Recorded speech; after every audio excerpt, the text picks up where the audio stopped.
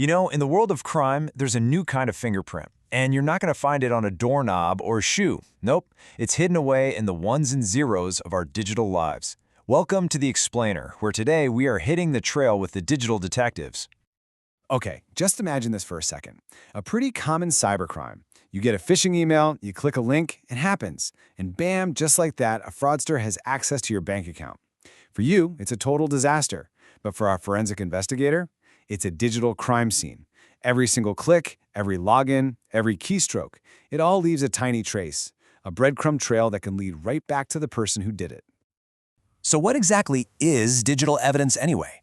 Well, at its core, it's just any information stored in binary form, ones and zeros. But this kind of evidence is different. It's what we call latent, meaning you can't just see it with your own eyes, you need special tools. It's also incredibly fragile, so easy to change or delete, accidentally or on purpose.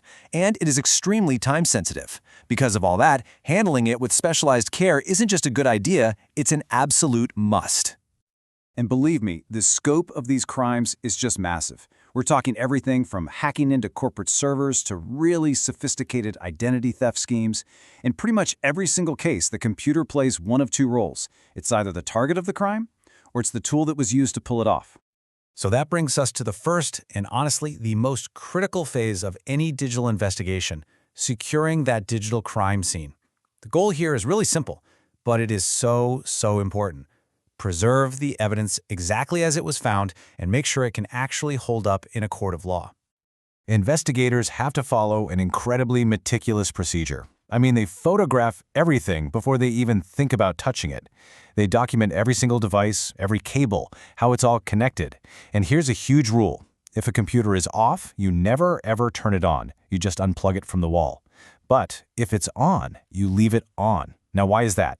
It's because its active memory, the RAM, has what we call volatile data that could vanish forever the second you power it down. And that data could be the key to the entire case.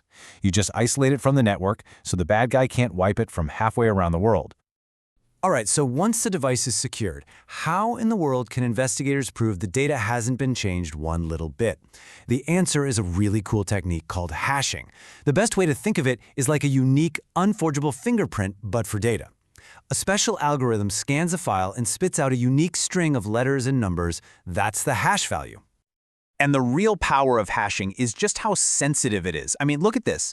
Change a single letter, just swap the G in dog for a C, and you get a completely different hash value. It's not even close. This tiny alteration results in a totally new digital fingerprint. And that is how investigators can prove with mathematical certainty that the data has not been touched from the moment it was collected at the crime scene to the day it's presented in the courtroom.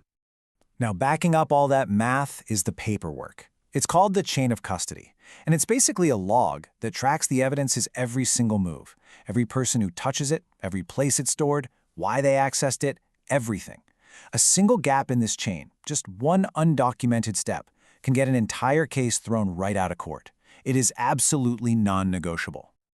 Okay, so let's move from the crime scene to the lab and see how all this evidence is actually analyzed.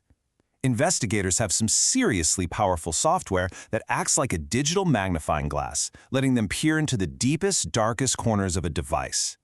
One of the most trusted tools in the entire field is EnCase Forensic. It is globally recognized, it's court-validated, and it has become the go-to workhorse for doing in-depth analysis for law enforcement agencies all over the world. Its real power comes from being an all-in-one solution. So an investigator can first acquire a perfect bit-for-bit copy of a hard drive.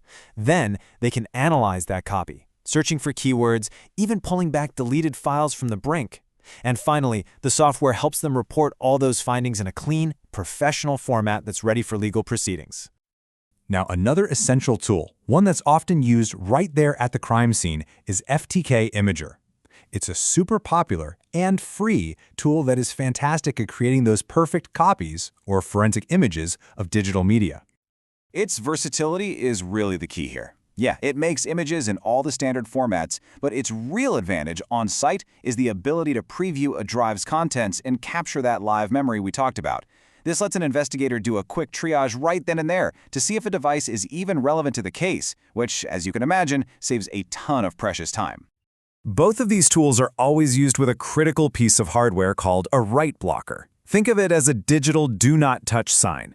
It's basically a one-way street for data. Information can be read from the original evidence drive, but absolutely nothing can be written to it. This makes sure the forensic process itself doesn't accidentally contaminate the very evidence it's trying to preserve. So, with the evidence perfectly copied and all the tools ready to go, how do investigators actually find that digital smoking gun? How do they sift through potentially terabytes of data to find that one incriminating email or that one hidden document? Well, it often starts with something that sounds simple, a keyword search. But this is nothing like searching on your own desktop.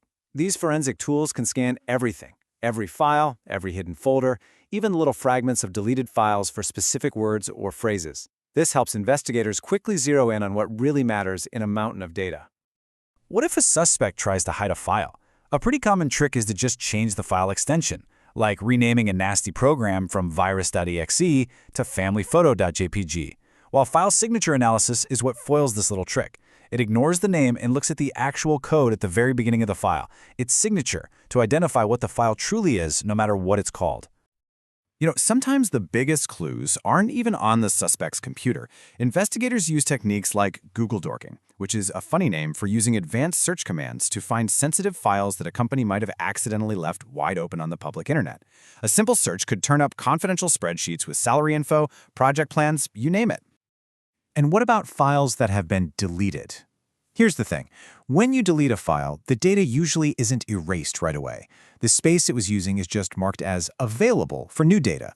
File carving is this amazing technique that scans all of that so-called empty space, looking for the telltale signs of known file types, and it literally carves the deleted file back out of the raw data. It's like digital archaeology. Okay, let's head into our final section and see how all of these digital puzzle pieces get put together into a coherent case, something that can actually be presented to a judge and a jury. This is really where the whole story comes together. An investigator can take an email header and trace a threatening message right back to the IP address where it came from. They can use cell tower data to place a suspect's phone at a physical crime scene at the exact time a crime happened. They can pull web browser history that shows searches for, say, how to pick a lock right before a break-in. Each piece of evidence becomes another point on a timeline, turning all that raw data into a compelling story of who, what, when, and where. And all this really leaves us with one final thought. Every single action we take online, every post we make, every site we visit, every place we check in, it all leaves a trace. Our digital footprint is constantly telling a story about us. And as we've just seen, sometimes that story ends up as evidence. Thanks for watching.